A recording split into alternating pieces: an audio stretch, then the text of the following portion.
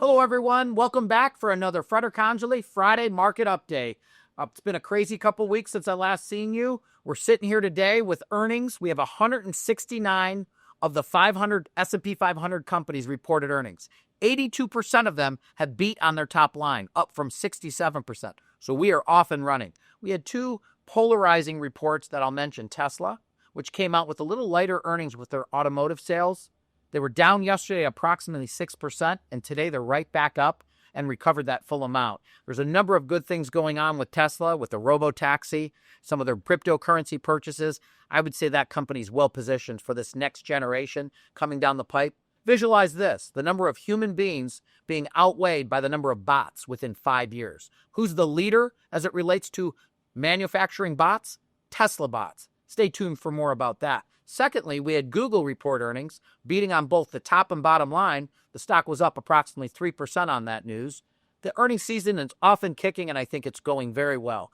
I will say I expect a little bit more volatility over the next couple weeks. I don't think there'll be any major news, but I think in general the market is above its 50-day moving average, which just basically means that the stock market's a little bit high relative to its expansion. I don't think that's a concern. I think we can pull back before we head to higher ground. Just part of the journey, so stay tuned. In addition to that, we've had some data this week.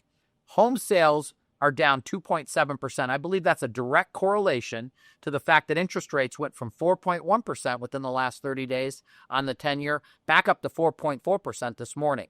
Part of the process. I would expect lower interest rates in the future, and I would expect a refi and mortgage boom coming in the coming year. We have many partners out there that we can refer you to that'll take exceptional care of you. So understand if there's a refi opportunity or you're purchasing a home, here at Fratarcangeli Wealth Management, we have the resources to help guide you through that with some of the best professionals in the industry. Not much concern there as it relates to U.S. home existing sales. I think it's just a direct correlation to a pop that we had on our last discussion where we had 9.4% increase in mortgage applications due to rates dropping by 4.1%. Stay tuned for that.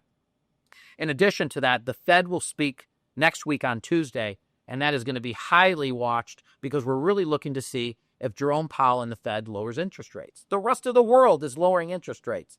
The United States lowered interest rates going into the election last year 2 times. So the fact is we may got a little ahead of ourselves last year. I believe we're going to see a potential rate reduction up to 50 basis points between now and the end of the year. We'll see on Tuesday. That being said, we had some news on the tariff front.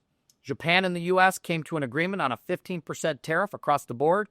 But I think even bigger than that, Japan has agreed to buy over 100 Boeing airplanes to boost up their defense. In addition to that, they're going to work with some of our farming and pharmaceutical needs relative to our farmers and our healthcare division. They're going to be utilizing our resources as it relates to the relief and access for these two sectors. So I think that we're starting to see the tariffs create more clarity. I think we're going to start seeing more of that on the heels of the Indonesian deal and now the Japan deal. More to come on that front. I think I should also mention that within the last 2 weeks since I last came to you, they released the ability for the U.S. to sell semiconductor chips back and forth across the pond to China. I think that was big news as we've seen the tech sector and the AI surrounding area of companies attached to that and including the semiconductor space really leading this market. I will say this again. I think I said it to many of you over the last couple of weeks. I've been doing this 30 years.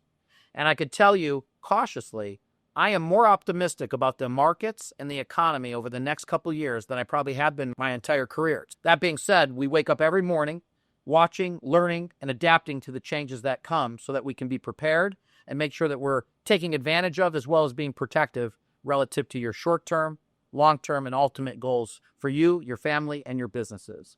I thank you for joining me for this Friday market update, and I look forward to seeing you soon. Be well.